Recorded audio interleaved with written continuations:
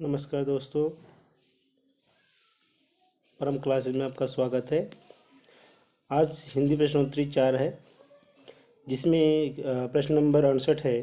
किस शब्द में अन उपसर्ग का प्रयोग नहीं हुआ है? तो आपको बता दें, इसमें नहीं हुआ है। अनुपम में नहीं हुआ है। किस में नहीं हुआ है? अनुपम में नहीं हुआ है। बाकी अनिच्छा, अनुचित और अनुगमन, इन तीनों में हुआ है। अनिच्छा में अन प्लस इच्छा, अनुचित में अन प्लस उचित और अनुगमन में अन प्लस गमन। आगे बात करते हैं। क्वेश्चन नंबर है 69। बच्चे खेल रहे थे इस वाक्य में है। तो बच्चे खेल रहे थे इस वाक्य में आपका कौन सा पक्ष है? सातत्य बोधक पक्ष है। अच्छा, तो हम बात करते हैं कि पक्ष किसे कहते हैं। तो क्रिया के प्रत्यात्मक रूप से कार्य के होने वाले समय का बोध हो तो उसे पक्ष कहते हैं। पक्ष क्या होता है? व्याकरणिक कोटियों में पक्ष एक प्रकार है जो क्रियापरक कोटि का प्रकार माना जाता है। क्रियापरक कोटि की बात करें, क्रियापरक कोटि में आपका आता है काल, वाच्य, वृत्ति और पक्ष। ये चार हैं जो क्रियापरक कोटि के प्रकार माने जाते हैं, जिसमें पक्ष है। पक्ष के चार भेद होते हैं। नंबर 1 है आवृत्ति मूलक पक्ष। क्या है? आवृत्ति मूलक पक्ष, जिसमें पहचान क्या होती है? अंत क्रिया के अंत में ता है, ती है, ते है, या ता था, ती थी, ते है, ते थे आते हैं। दूसरा है सातत्य बोधक पक्ष, जिसमें नित्यता का बोध होता है। सातत्य बोधक पक्ष में क्या होता है? कंटिन्यूटी का बोध होता है, यानी अपूर्णता का बोध होता है। जैसे रहा है, रही है, रहे हैं, या रहा था, रही थी, रहे थे। पूर्णता बोधक पक्ष में क्या आता है?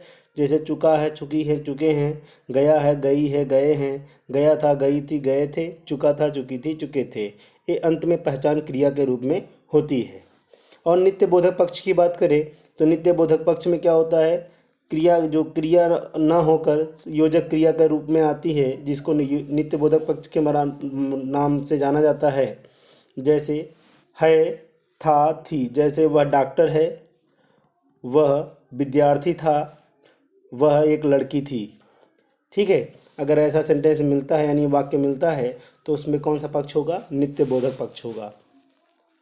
अगला प्रश्न है, मैं यह सोच भी नहीं सकता था कि तुम जघन्य अपराध करोगे। क्या करोगे? जघन्य अपराध, यानी कि जो खाली स्थान है उसमें क्या भरा जाएगा? अपराध। आगे हम बात करते हैं प्रश्न नंबर है 71। एक व्यक्ति से प्रश्न किए जाने पर उत्तर नहीं मिलता या गलत उत्तर मिलता है तो दूसरे के प्रश्न किए जाने पर वाक्यांत में कौन सा चिन्ह का प्रयोग किया जाता है या लगाया जाता है? तो प्रश्नवाचक चिन्ह का। कौन से चिन्ह का? प्रश्नवाचक चिन्ह का। आपको बता दें, प्रश्नवाचक वाक्य को छोड़कर सभी वाक्यों के अंत में पूर्ण विराम चिन्ह का प्रयोग किया जाता है। ठीक है। और अगर आश्चर्य, हर्ष, शोक, घृणा आदि का बोध होता है तो विस्मयवाचक चिन्ह का प्रयोग करते हैं। और अर्धविराम का प्रयोग दो भिन्न बातों को एक साथ प्रकट करने के लिए प्रयोग किया जाता है। अगला है, भई गति सांप छछुंदर केरी, यानी कि जो स्थिति होती है, अगर सांप छछुंदर जैसी हो जाती है तो उस ऐसी स्थिति को क्या कहा जाता है? असमंजस की स्थिति। ये आपके तुलसीदास की रामायण में है, रामचरितमानस में है, जिसमें कौशल्या की स्थिति ऐसी ही हो जाती है। धर्म स्नेह उभय मति होरी, भई गति सांप छछुंदर केरी। अर्थात धर्म और स्नेह के बीच कौशल्या की बुद्धि घिरी हुई थी। धर्म और स्नेह के बीच कौशल्या की बुद्धि घिरी हुई थी और उनकी दशा सांप छछुंदर जैसी हो रही थी। कहने का तात्पर्य है कि जैसे सांप छछुंदर को अगर निगल लेता है तो या तो वह अंधा हो जाता है और या मर जाता है, ये मान्यता है। और उसे बाहर भी नहीं निकाल सकता है, क्योंकि उसके चेहरे उसके मुख की बनावट या दांतों की बनावट ऐसी होती है जिसमें वो बाहर भी नहीं निकाल सकता है। तो वह ऐसी स्थिति में असमंजस में हो जाता है। तो ठीक वैसी स्थिति कौशल्या की होती है। तो वही यहाँ पर क्या हो, कौन सी स्थिति होगी? असमंजस की स्थिति।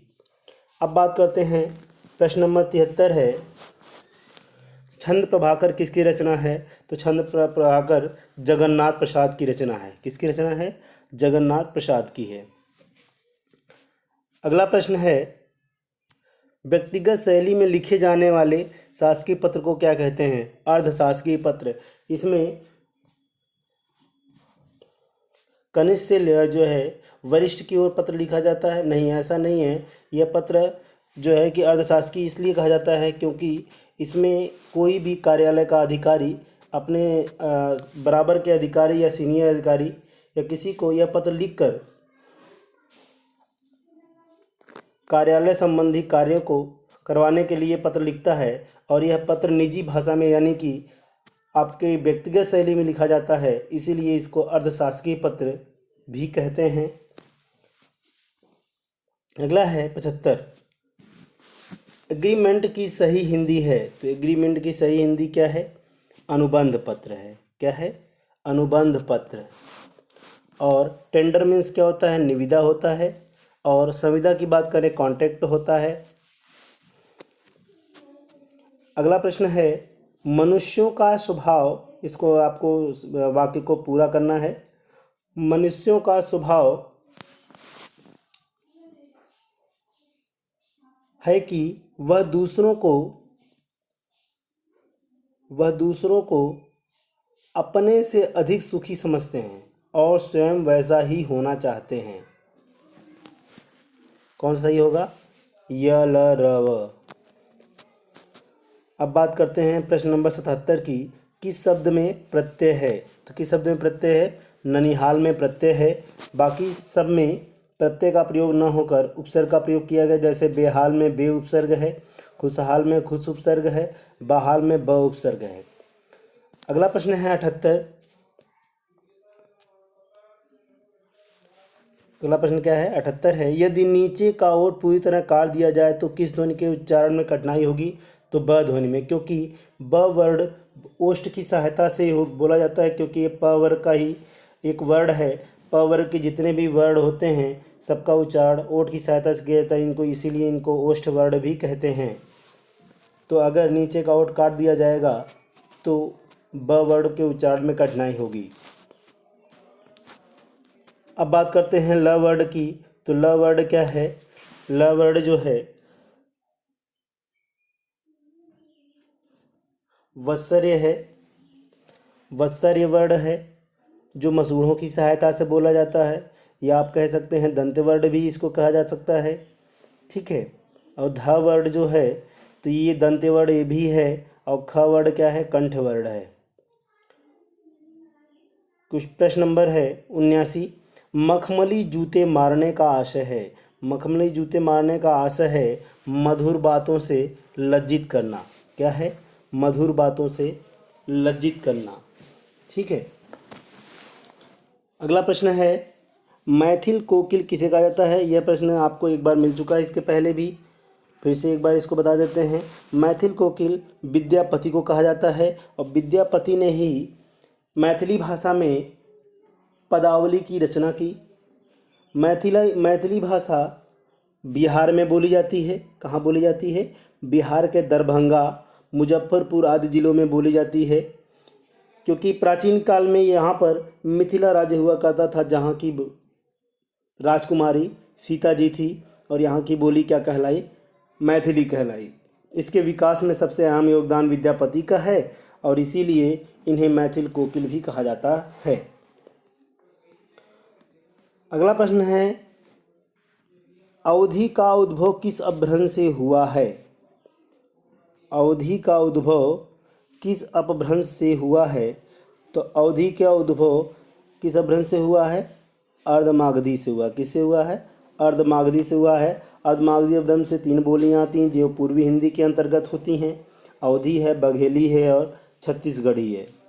अवधी हमारे लखनऊ, रायबरेली, प्रतापगढ़, सुल्तानपुर, प्रयागराज, फैजाबाद, अंबेडकर नगर, बहराइच, सीतापुर, लखीमपुर खीरी, उन्नाव आदि ज़िलों में बोली जाती है। और इसके अंतर्गत और भी ज़िले हैं, जैसे आपके हैं अमेठी है और बाराबंकी है। ठीक।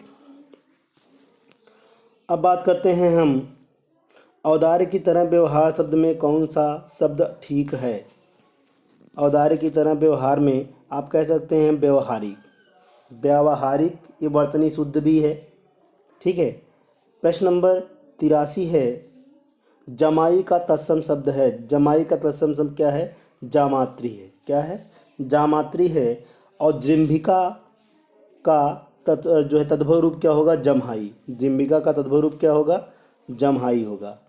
अगला प्रश्न है, शिव का पर्यायवाची है। तो शिव का पर्यायवाची क्या है? रुद्र। क्या है? रुद्र है।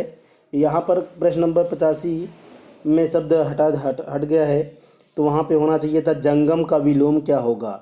तो जंगम का विलोम याद रखिएगा क्या होगा? स्थावर। जंगम का विलोम क्या होगा? स्थावर। ठीक है।